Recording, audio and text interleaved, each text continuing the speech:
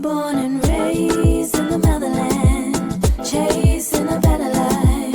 Story of an immigrant. Concrete pastures. Concrete pastures. Hello, everyone. Welcome back to Concrete Pastures. I'm your girl, Nancy William-Wasisi. I'm so excited to continue my conversation with Raphael. This is part 2, and this episode is dedicated to all of you amazing fathers out there. I'm giving you your roses, and thank you for all you do. Thank you for putting in the time to love on your children, to provide nature, to guide, and thank you for being the pillars in your children's lives.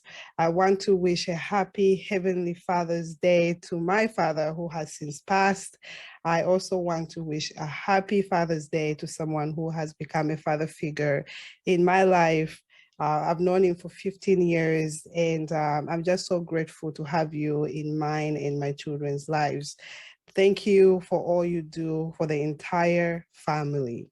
Happy Father's Day to all of you fathers that tune in and listening and supporting Concrete Pastures. I'm grateful for your encouragement, and I want to wish a happy Father's Day to all my brothers, to all my in-laws that are married to my sisters. I am not mentioning names. I don't want to forget anybody. To all my friends, happy Father's Day to you guys. And Ralph, thank you for being here, and thank you, and happy Father's Day to you. This episode, is dedicated to all the fathers around the world, and you are one amazing father. I met your daughter yesterday. She's so gorgeous and humble, kind. Oh my gosh. What does it mean? Before I even go there, actually, it's unpopular now for fathers to, it's still unpopular for fathers to be at home taking care of their kids. I applaud you for this, actually. Because a lot, what we hear is the women staying home and taking care of the kids. But you are changing, you're part of the change of stay-at-home dad and taking care of, your daughter. How is that? How is your day-to-day look like? And how is your daughter feeling with that? Well, I don't know about how she's feeling with that. As far as she gets what she wants. I think if you had told me right when I got out of the Navy that I will be a stay-at-home dad, I think I would have probably pushed you. I pushed you in there like, get out of here, man. What are you talking about? Yeah. Well, I think all this, part of this was, if I hadn't gone through therapy, and I'm still going through therapy, so I wouldn't have been able to be comfortable with myself because I'm still on the journey of finding myself. Yeah. So yeah, it's been a process, been a long process going from the guy who at one point in time was only about himself. I'm going to have 4 kids. I didn't want to know who the woman was, or who she was going to be. Did she have any dreams? Was going to be 4 kids, big house, 3 cars, 1 car for me, 1 car for the wife. Then the wife will have a car where she'll be taking the children in because the children can't be in my car. They can't eat in my car. Yeah. The kind of mindset to the mindset of where it's okay to not know it all. And that's where I'm at now. Sorry about that. And I think with my daughter now, I hope the goal has always been to be transparent with her and show her that, there's always options. And I don't believe in beating. I don't believe in a whole lot of ways that I was raised. Would I? I'm still going to expose her to to our culture, to a lot of good stuff, but and I'll still expose her to the bad stuff. It's not like I won't show her who we are and what we are and all that, because I believe in the good, the bad, and the ugly. You have to. It's our history is not golden. It's not only about showing our golden stuff. And Of I say, course. oh, this is who we are. We're only golden people. Our shit don't stink. No, it's part of being humans. Yeah. But like I was telling someone the other day, my daughter was yelling at me, and for some reason I read an article recently, and it was somebody from Southern Africa that wrote the article that a friend sent to a group of us who grew up without having fathers, or who for some reason don't have fathers right now. Yeah. And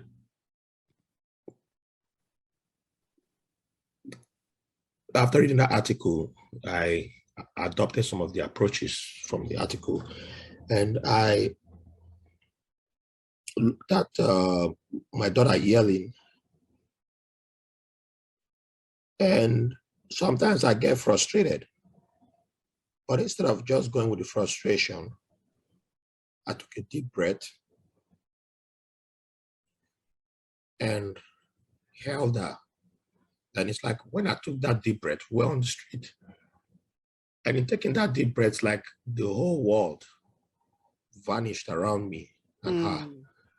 And when I reached out to her, I said, can you tell me in your words why you are frustrated at this moment?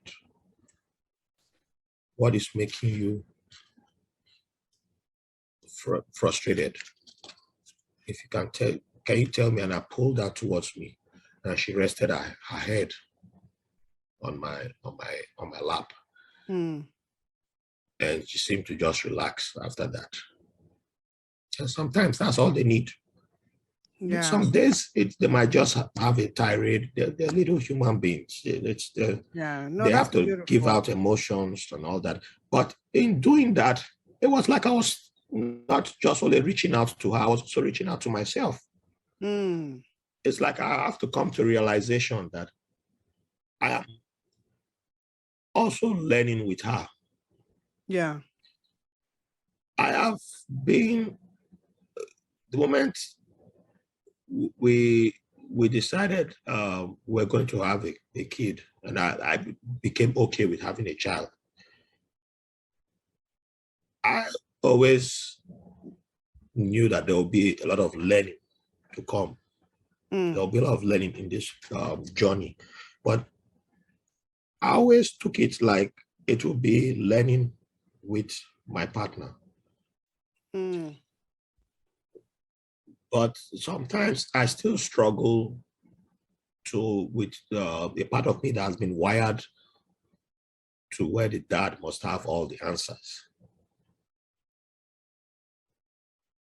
And being a stay-at-home dad, sometimes it's like, yeah, my wife is more skilled than me with some things that I call the German efficiency. She's from Germany, and like when it comes to putting an IKEA, they're more used to doing stuff like that. They love IKEA. They love them. Europeans love them IKEA stuff.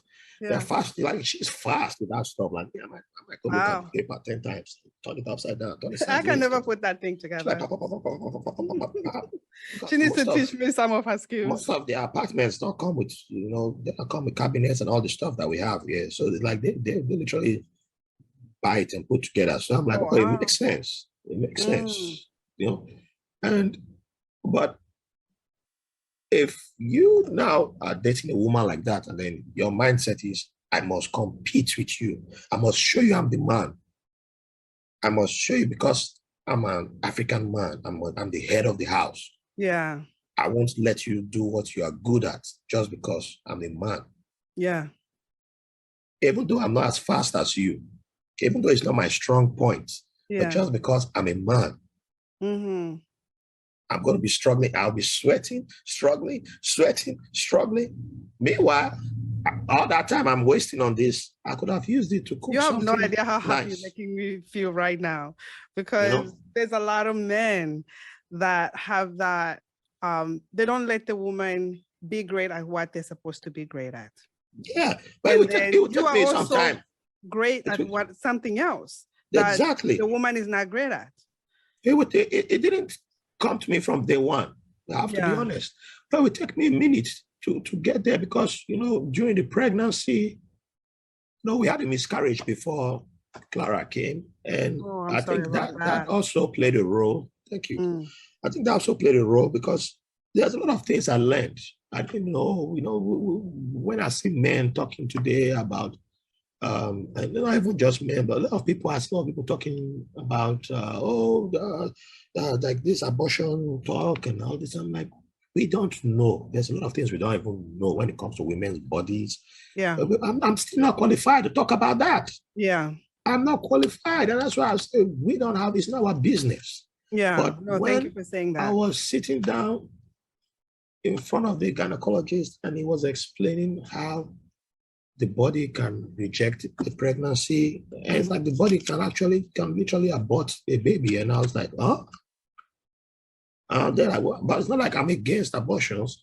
But I'm Yeah. like, huh? And I started feeling emotional in a way that I can explain. Yeah. And by the time we will now become, the pregnancy will now come, I saw the toll it was taking on my woman's body, and she still liked to do some things. And I was like, oh, no, don't, I got it. I want to like run and I can be helpful. Yeah. And the doctor is like, just because she's pregnant doesn't mean she can't lift stuff. She can't handle some stuff. Yeah. And it will not take me back to my days in the Navy when one of my shipmates was pregnant and they sent her to come work in my warehouse where I was a supervisor. And I tried to do what I thought I was being a good guy, you're pregnant, don't lift that box. I have it. I'll carry the box for you. Yeah. Oh, carry only the light stuff and go deliver. And she was always angry. Like, I won't let her do anything. I can't let her lift any box. I'm like, no. I don't want you to lose your pregnancy under my watch. I got you. Oh, you carry that thing for her. You do this. She said, it's not heavy. I got it. But they need to feel busy. If that's what she thrives on, that's what I never once called her and said, what are you comfortable with now that you're in this state?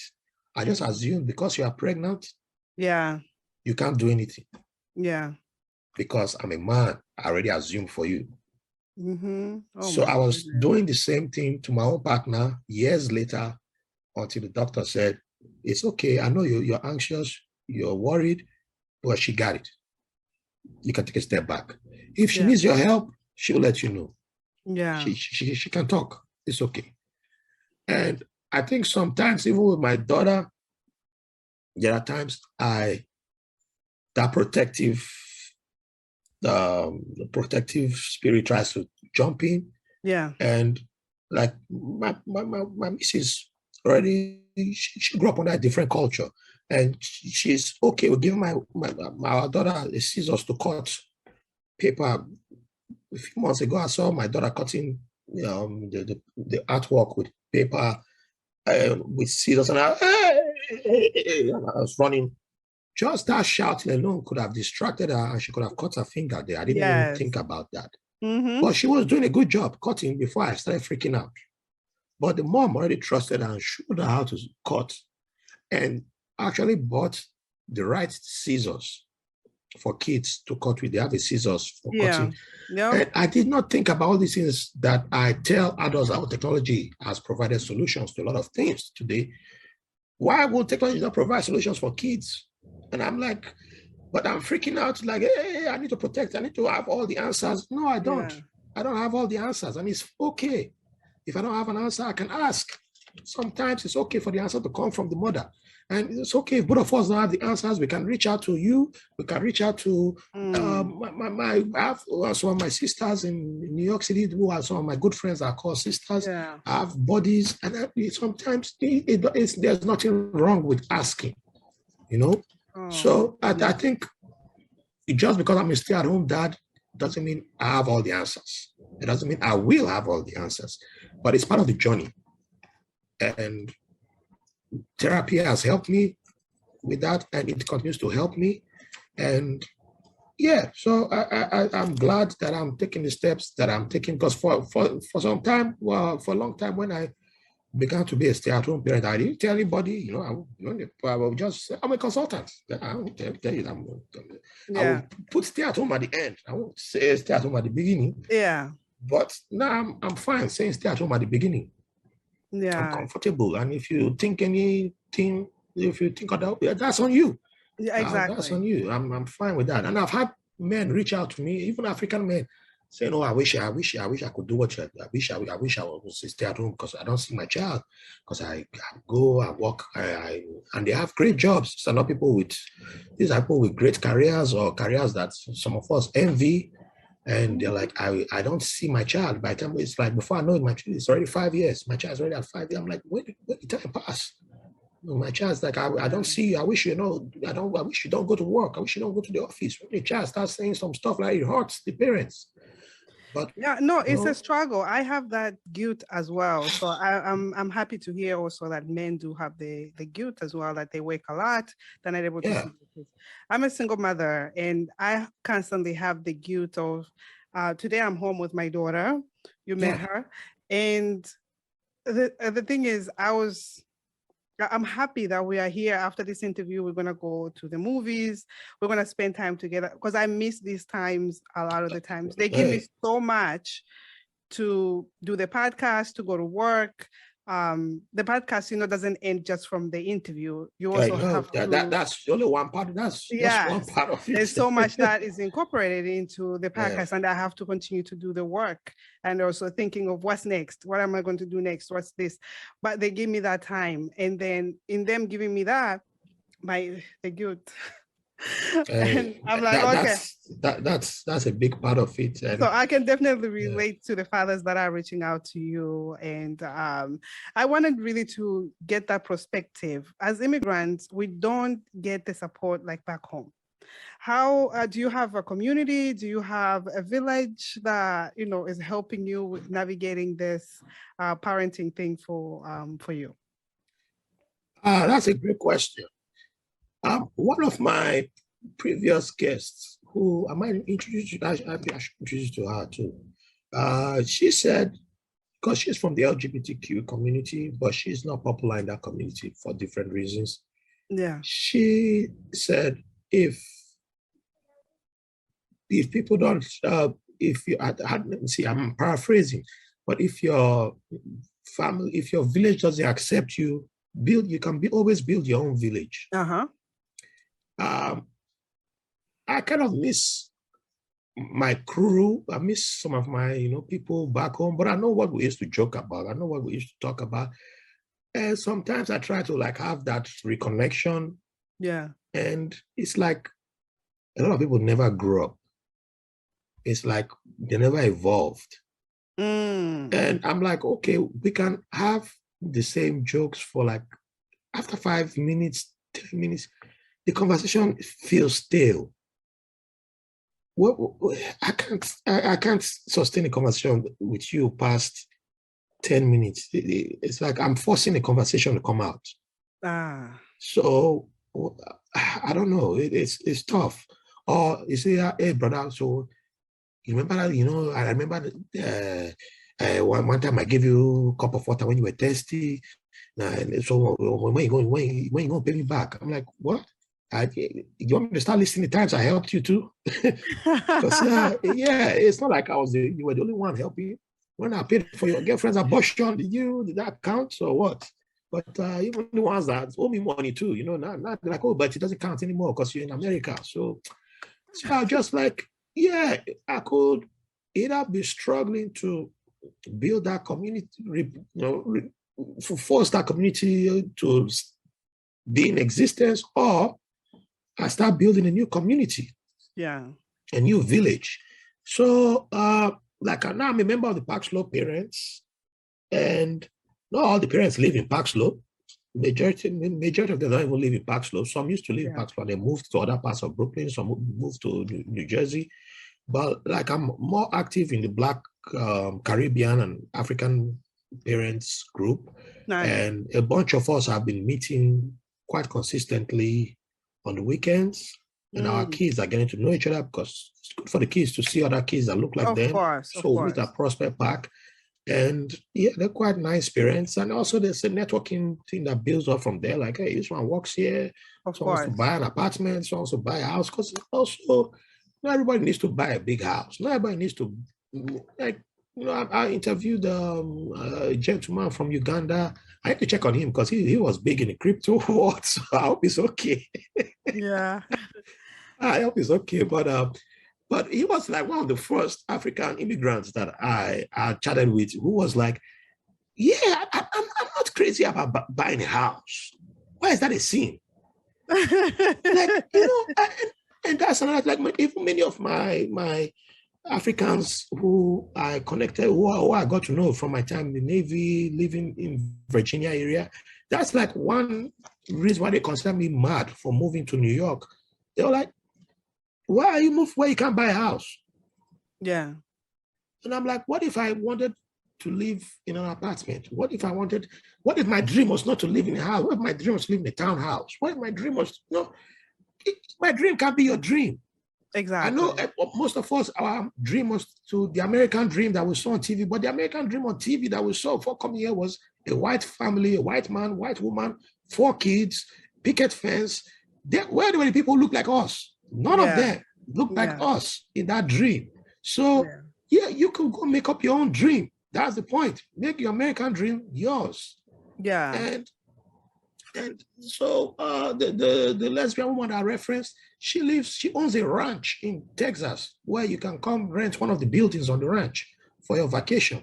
That's an American dream. So if yours wants to be, you own 3 apartments, put one out for Airbnb, that can be your dream. Everybody's dream shouldn't be the same. Yeah, And no, for sure. That's how I started changing mine. Like, yeah, I think I'm okay in a big city. I'm fine in a big city, and yes, more expensive, but I have more peace of mind here.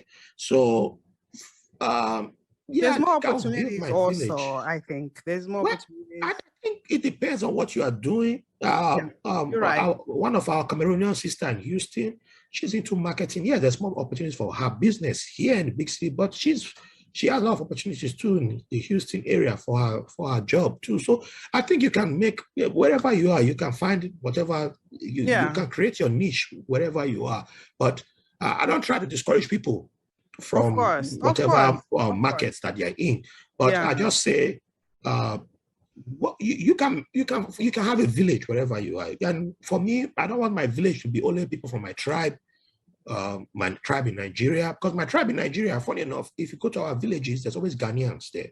I don't know when it started, I don't know how, but we've always had something with Ghana. So that's why it's not surprising that my grandfather died in Ghana, and his wives, out of the 10 wives that he had, almost half of them were Ghanaian. That's why he died early. How are you going to maintain 10 wives? 10 wives? Oh, God. Yeah. He died. He was 55. And here's me. Well, I was surprised by my grandmother's neighbor who had 8. I was just like, how do you manage 8? 8. Yeah, that man was just starting. He was 8. In Nigeria, we say he's learning walk. He's learning walk. Oh. He's just learning. I know somebody who had more than 50. I don't know. How do you manage? Well, he had money. I don't even know how to use children. Yes, the people who have more than one wives, they always have money. But I'm talking about just as a human being, how do you manage? Like one day for every woman for one day of the week?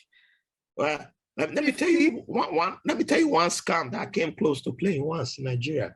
One of those men who had unlimited number of wives. One time, my crew, we always used to make this joke like, you know what, we should try and go to one of those guys' houses. And then when the guy would see us, he'd be like, who are you? Like, Daddy, you don't know us? Hey, your sons. Your sons from wife number, which one? 25. Yeah, 20. What's your name? Oh, we just call Thomas. Thomas, what do you want? That's a good one. It's time for school fees. School fees. You look too old to be in university. Daddy, now it's time for university. You said we should only show up when it's time for university. We are here now. Like, one of the richest men in Nigeria before he got into trouble, he used to say an African chief never counts his children. I'm like, you set yourself up. We just show up and get our money from you, get your money from you. But we never had the guts to do it. I'm not disagreeing with that, trick. I think it's a good one. Like, why would you be having never had the guts. wives and then, how do you count your children? But what fun things do you do with your daughter? Oh, yeah. Well, if you're not counting them going to the playground, meeting up with the other kids from the other families, going to the comic book store. Yeah, she goes to the comic book store. She's into comics as well. Oh. You got her into it? Well, the comic book store has books and comics for kids. Yeah. We watch movies together. Like before she could even talk, we used to watch Into the Spider-Verse. So she can name all the spider people. She can tell you the different spiders. She can tell you there's Peter Parker, that's Miles Morales, that's Spider-Gwen.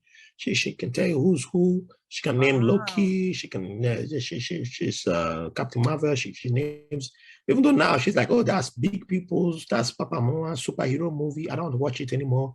I want to watch my movie. Yeah, so I'm proud of that because I'm not a DC fan. I'm a Marvel Comics fan. So I'm like, yeah, that's something.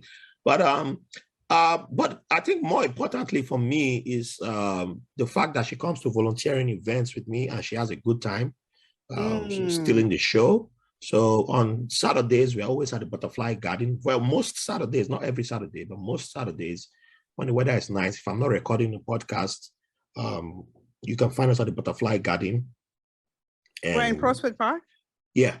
Nice. Yeah, and so she's like the most popular volunteer there because all the volunteers give her toys, and so even though like we bought her a little gardening toolkit, so she just planted strawberries this last weekend. Oh, that's really cool.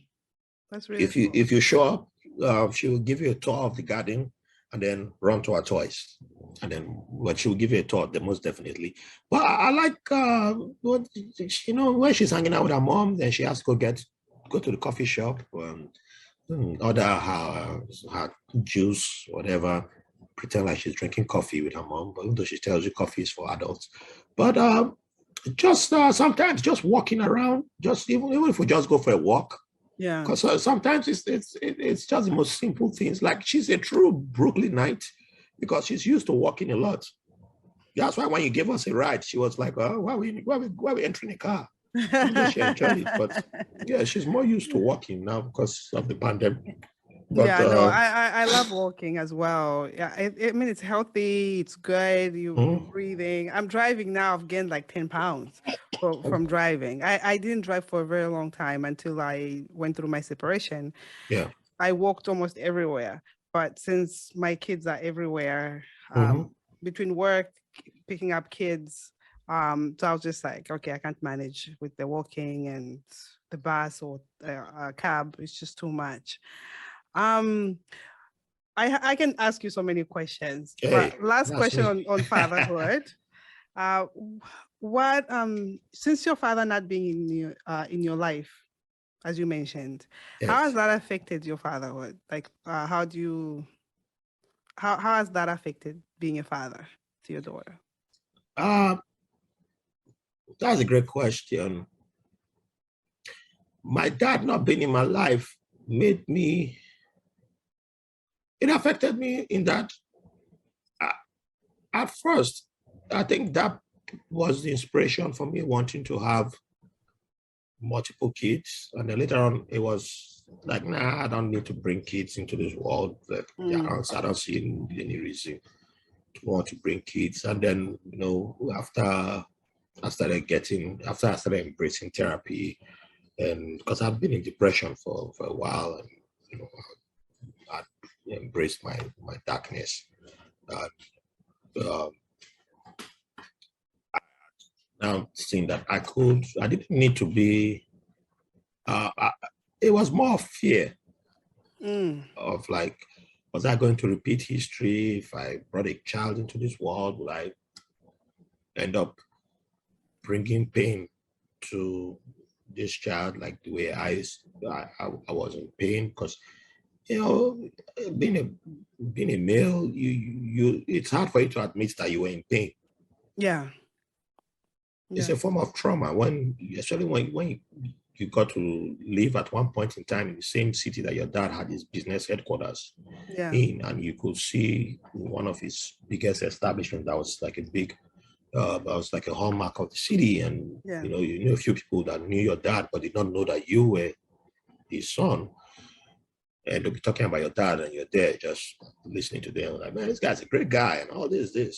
Even when he passed away, there were things that my mom hid from me, and she didn't even tell me that he had passed away. It was 1 year after he died that I was told that he had, and it was more like, oh, you didn't know? Oh, I thought you knew. I told you.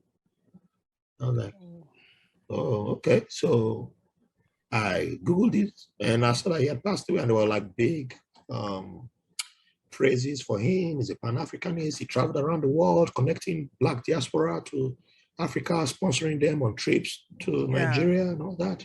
So it was a big deal. It was a big deal.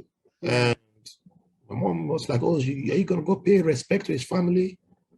I'm like, how is that supposed to work? Because I know how these things work. Like, they probably have heard of me. They could, yeah. Because I know I've heard of, there have been some of those rich people, there have been stories of, after the person dies, one of their kids shows up. But I've heard that I'm not the only kid that he has out there. Of course. And then when the person passes away, then you now show up, the first thing on your mind is, oh, he's not coming to claim property. Yeah. I'm like, yeah, don't set me up like that. Yeah. But I wish you told me a lot of things that you're now telling me right now. You could have told me all this when I had questions. There's a time I tried to connect with him when I was 17 years old, and I wrote a letter to him. The same uncle who was like, oh, I'm taking care of you, I'm giving you a roof. He read the letter and said, this is great, I'll take it to him. Now he claims I never wrote that letter. So, but he read it and said, I took it to him. He said, my dad asked to talk to my mom. The story changed after his death. And I'm like, how would you, I don't know what your conscience is telling, but I don't know how you feel about doing that to somebody. Yeah. So I just like, okay, if you feel good about that, that's not the kind of thing I want to put my child through. So I think all that inspired me in a way to say, my relationship with my daughter will never be like that. If tomorrow anything happens that myself and her mother are no longer together, I'm never going to use her mother. I'm never going to use her mother as a weapon to punish her. Yeah. I'm never going to punish my daughter through her mother. It's never, no. We don't have to be together forever. It's one thing I've told my partner, like, I love you, but I don't believe relationships have to be forever. We can grow out of it. Yeah. But I will still love you. I will still love you, and life goes on. But yeah, no, I've heard you actually say that on some of your conversations with your guests. I've heard that. It's refreshing, because a lot of us go into the relationships and we're like, we hold on to each other, whether things are bad or good, sometimes even toxic. Just like, I want to stay for my kids. I want to stay for this person. Yeah. And there's so many reasons why people stay, but you don't really necessarily have to.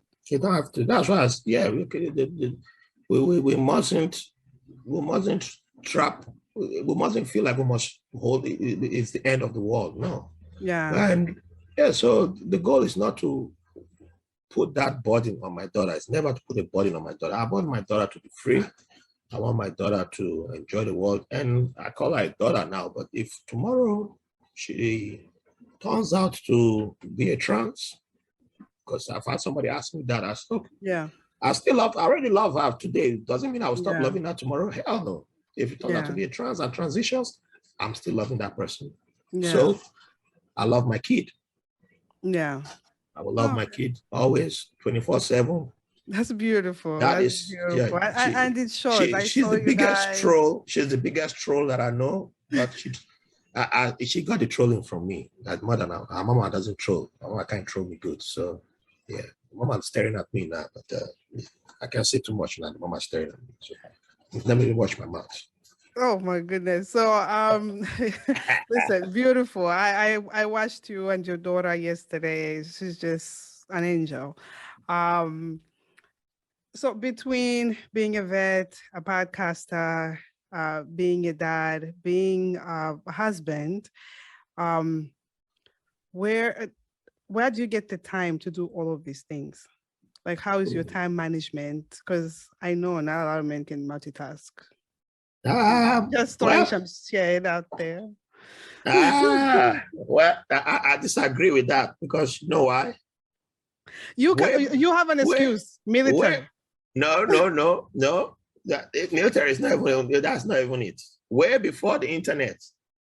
You know how many men been having secret families on the side? We've been multitasking before multitasking. Oh, but trust me, the women find out all the time. Yeah, and they will say, baby, you know, I love you more than I love that one. Exactly. You know, you're the one I love the most.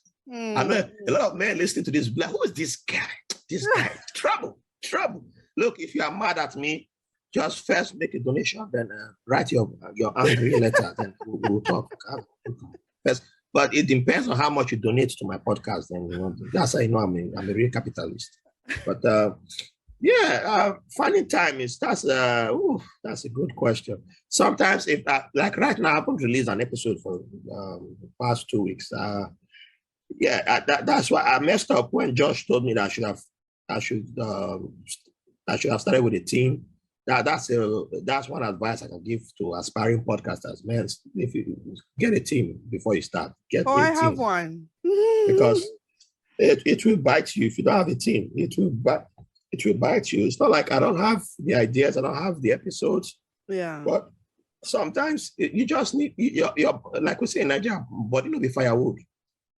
Yeah. And now I'm at the point where if I just need a break, I take a break. Yeah. You know, my fans know that I preach that, and I don't. If my favorite podcasters that I model myself after the Black Guy Who Tips, that's what they do. They just take a break when they need a break. Yeah. I don't subscribe to, I must announce, I must work myself today because I saw my mom do it. For what? For who? The people that she did it for us, I mean, walk. I know how many people, I know a lot of Nigerians right now, they built mansion in the village. The mansion, they will live, they've probably spent in total only 1 month of their lives in. They walk, say hustle. What is, they don't know what vacation is. Yeah. Their body doesn't know rest. And before you know it, by the time they're supposed to rest, they just die. And they'll say, oh, now village people kill them. Which village people kill you? Oh, it's witches. Of course, it's always witches that kill them. Witchcraft, witch. So sometimes you just, and when I say rest, it doesn't mean you have to just, it's only limited to traveling and vacation. Sometimes it's just, you might just take a 30 minutes walk. You might just, and sometimes it might just be following my kid, calling my kid, come on, let's walk the dog. Yeah. That might be the break that you need. And sometimes ideas might even come that way, but it's just sometimes allow the brain.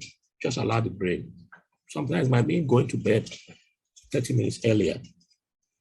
But like I say, it's always in the little details, and sometimes it's the smallest things that it takes. So, yeah, there's nothing big to it. There's nothing. I don't have any big fancy thing to what I do. Mm-hmm. Hopefully next year I will have a team in place. I hope one day I can have a co-host who will help me improve and get better. I mean, I'm always improving because I'm an evolving podcast. Of course. So, yeah, I was thinking I would have started another podcast even with a good friend, but he's also a girl dad. But that one is Mr. Procrastinator. But that's why I can't trust a Liverpool fan, but I'm taking shots at him for no reason. But I'll tell him to listen to this podcast too. So, Raphael, from everything else that you've experienced here in America as an immigrant, at this point in your life, do you feel you found your concrete pastures? Oh, I forgot. I remember on that episode where you explained concrete pastures. I forgot your definition of concrete pastures again. It's different from everybody. Concrete pastures is, for me right now, it's next year is going to be different. But for me right now, today, as me and you speak, Yeah. it means me being able to enjoy my dream job that I've always wanted to have, Oh, to okay. provide for my kids, to do what I'm passionate about. And right now, I'm living my calling, which is inspiring others through concrete pastures. And this is my concrete pastures.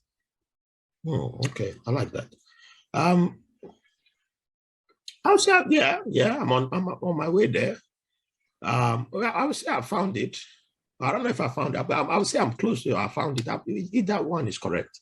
I don't think there's a wrong answer, but There's no right or wrong. yeah, If you're not there because- yet, I'm not there yet. I'm working towards it. Those are the responses I get. yeah, because I've always loved Brooklyn.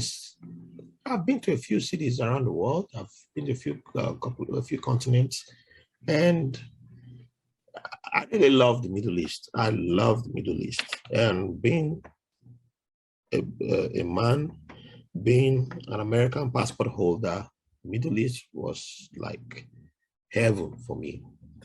It was heaven for me. I'm not gonna lie. And before I met Verena, I was literally planning that once I graduated, that was it. I'm heading back to the Middle East. My target was Qatar for the World Cup. I knew there was going to be, there'll be opportunities for me there. But sometimes I also wonder, because if I'd taken that opportunity, I would never have embraced mental health. So a lot of my diagnoses that I have with my disabilities from the Navy, I would never have figured that out, or I don't know, but I would have been very miserable. The anger issues would have been increasing, and I would have been wondering why I was, getting angry and angry and angrier. But all these things build up, then what would have led to? Probably suicide in the long run. So as much as I would have loved Middle East, and Middle East men would have meant, I wasn't going there to settle down with anybody. It was just really like, so if any woman would have tried to, like, hey, let's settle down, I probably would have broken your heart. So yeah, as much as I love the Middle East, Brooklyn is still like my favorite because I eat food from everywhere here. I have a very diverse group of friends. Yeah. Even though a lot of them still backstab me when it comes to their love of football or support the wrong teams. Oh my God, this is deep about. I forgive them. All the I forgive African them. men, and the I forgive European them. men with They'll be following colonizer all teams. of you guys are just Following colonizer teams, but it's okay. But I just love, like, even I remember, like, in one of my Marvel movies, when I was in the Middle East, I didn't realize that they cut a scene from Thor, that towards the end, Thor and Jane kissed. I didn't even realize that until I bought the Blu-ray and I was watching it. And I was like, oh, I was in the theater watching this. I didn't realize that they cut it. So there were some little things like that I probably would have missed out on just because I was living in one of these countries.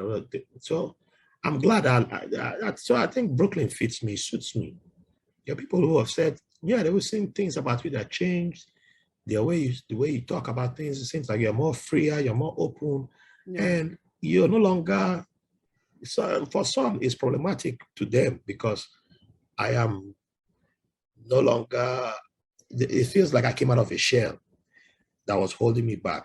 So it's like I was no longer as reserved as I once used to be. I'm like, yeah, I don't give it down. So they say, so if you want to be homophobic around me, I'm just lash you and say, that's wrong. Like lash you, I will just tell you that it's wrong. And if you want to keep going, then I'll tell you like, yeah, bro, that's wrong. And if you don't like it, then go and cry in the bucket. So that kind of thing. Yeah, not many people like to hear that anymore. But yeah, so this is my home. This is my daughter's home. This is my wife's home.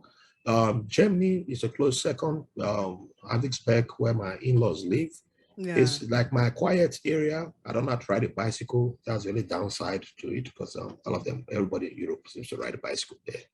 So I might have to learn how to ride a bicycle eventually. Yeah, it's not that bad. I learned when I was older, but yes. Oh, you learned when you were older? Okay. Yeah. There's hope for me then. Yeah, remember, poor beginnings. So no toys, no bicycles, no nothing. But when we were able to afford a bicycle, I was older than my youngest sister, and I was learning around and around every day, and like within like 2 weeks. I put it this way, you know, I've overcome a lot of things, but you know, if you fall in New York, it's tougher to get up. But you know, in my in-laws part of Germany, it's flat land. There's a lot of grass there. So if I fall there, the grass is like cushion. And my in-laws got good food and it's nice. They don't know what to give me to make me get up. So, because if I fall there, I'm like, I'm like a baby. Just okay. If I fall, they're like, hey man, get up, get your ass up, get up. People trying to move. You all suck here. You know, nobody gonna pity me here in New York. So. Oh God. It's best to go learn in Germany. They have the cushion that you could fall on. Yeah. But you and I can talk forever. I know. How can everybody find you? You have your own podcast called White Label American. It's amazing. Your conversations with your guests are super inspirational. Thank you. Very educational.